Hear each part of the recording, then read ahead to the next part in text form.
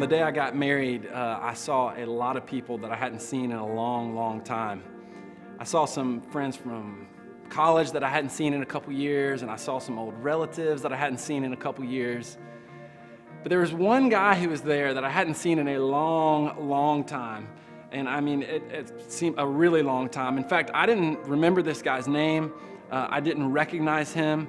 The only reason that I knew that he was there to see me, like the groom side of the wedding, is because he came up to me at the reception and said, "Congratulations, Ben," and he gave me this big hug, and he gave me my wedding present, which was like the most luxurious towels you have ever seen in your whole life. I mean, they were unbelievable. It was like floating on a cloud when you dry it off. Amazing, but that's not the point. The point is, I thought that this guy at first was like a wedding crasher.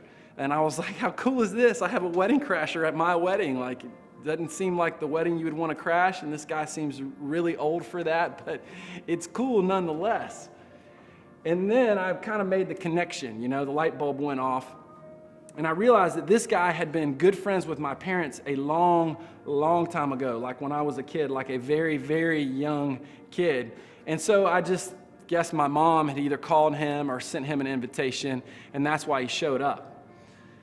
But a couple days after our wedding, Holly and I were having a conversation about people who were at our wedding and people we saw at the reception.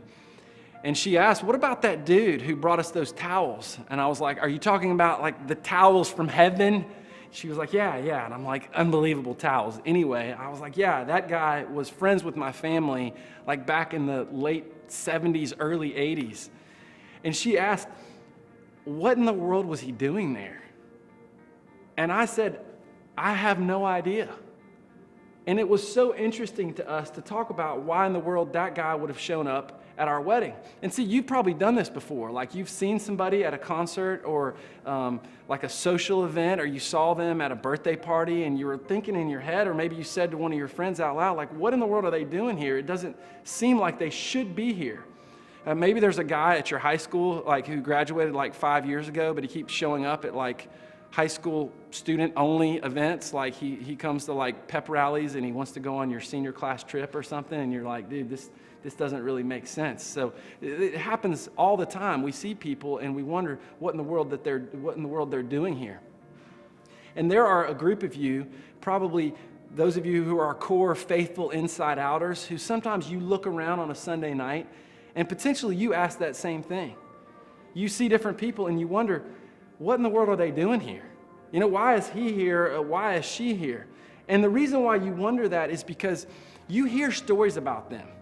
Like you hear what people say about them, like the kind of people they hang out with, like what they have reputations for, like you see what other people write on their Facebook page, you see what they write on other people's Facebook pages, and you're just thinking, man, maybe not all of that is true that I hear about them, but if just some of it is true, that is crazy.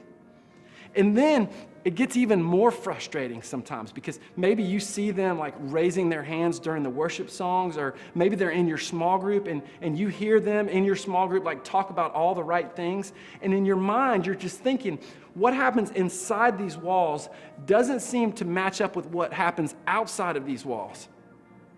In fact, maybe you're here and you're not a Christian, and one of the reasons why is because you've encountered some Christians who do this.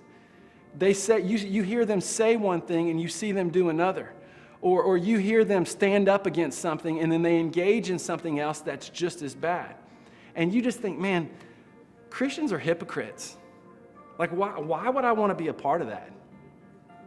Maybe you were involved in Inside Out for a season and you were there for a while, and then you saw a lot of this.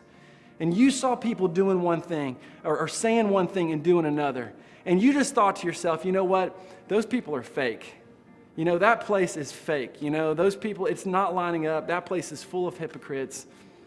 I'm out of here.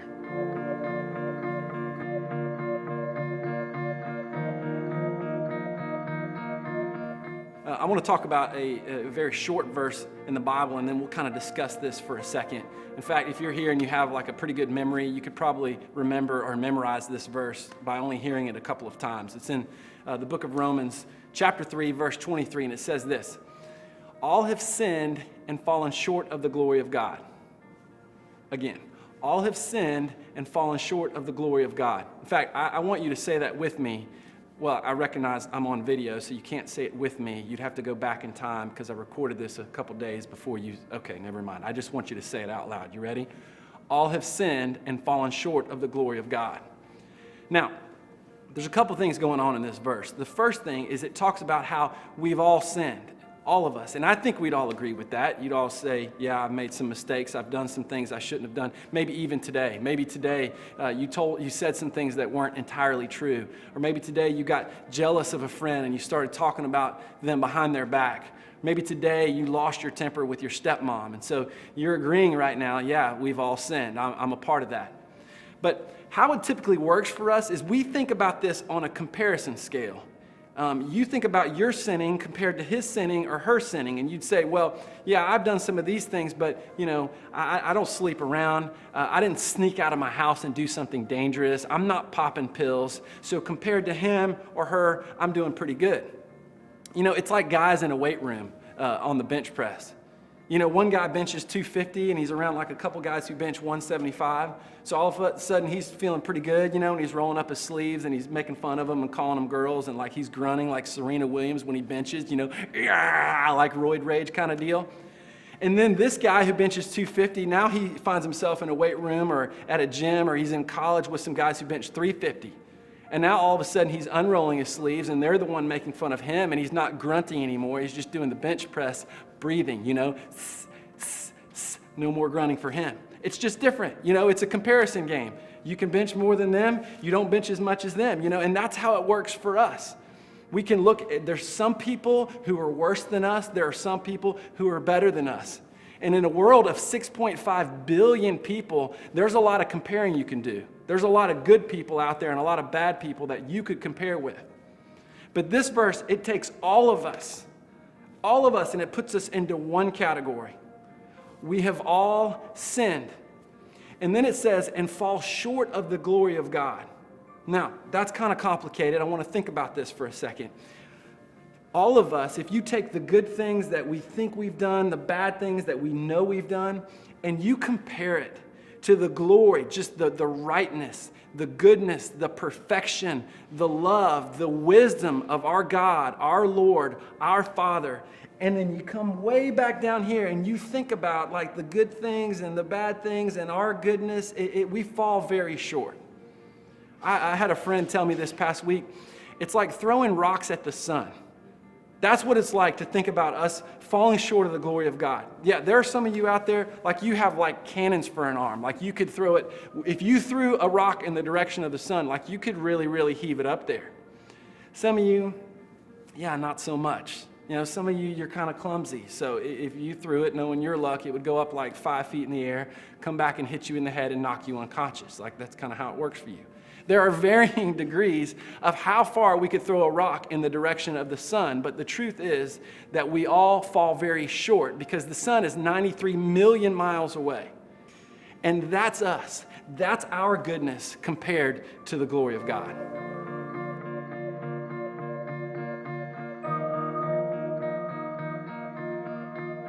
When I became a Christian, I realized these two things. I realized that I was a sinner, that I was messed up. And I realized that my life was falling way, way short of the glory and perfection and rightness and love of God.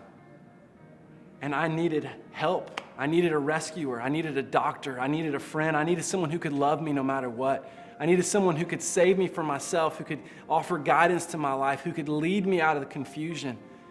And so I turned to the very person, the only person who could do that, Jesus Christ.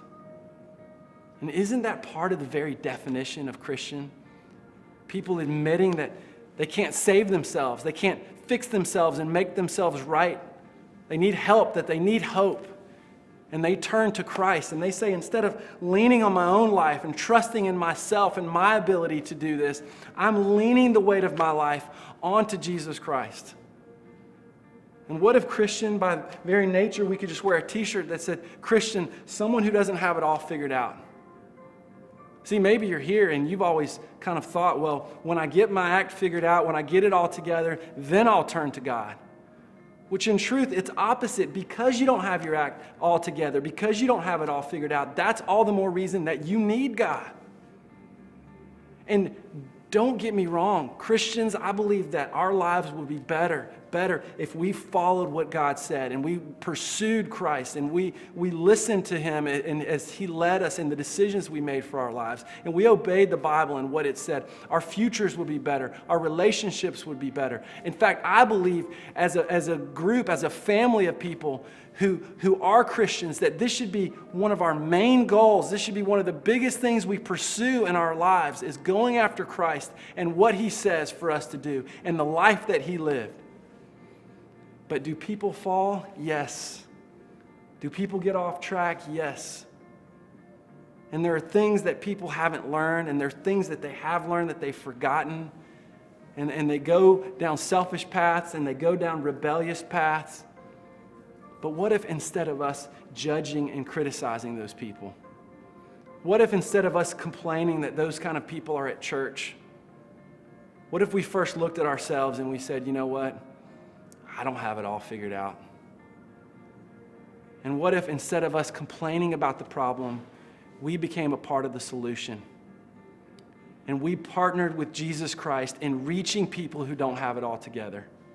And we partnered with Inside Out in reaching people who don't have it all together.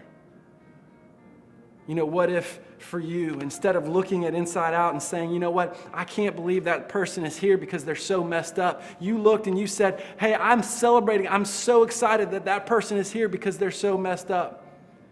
Instead of saying, well, I can't believe that these people who don't have it figured out are at church, you should say, man, church is the place for people who don't have it all figured out. And for those of you who are Christians and you look at unbelievers and you just say, oh, they don't, you know, I can't believe they're coming in here and they have all these issues and all these problems. You look at them and you just say, man, I celebrate. This is a place for them. And you look at your friends who are Christians and you see them making mistakes and you see them falling and you're saying, man, I can't believe they're doing this. You looked and you said, man, they need to be at church. This is the place for them. I'm going to pray for them in their confusion. Man, I'm going to have some loving conversation when the time is appropriate and just say, hey, I love you and I'm here for you if you ever need to talk. Because here's the truth. Is the church full of people who don't have it all figured out? Yes. Am I one of those people? Yes. Is the church full of people who fail and who fall? Yes. Am I one of those people? Yes.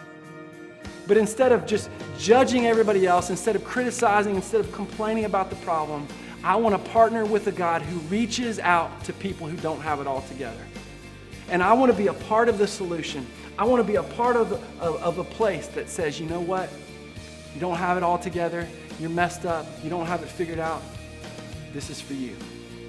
Not just this church,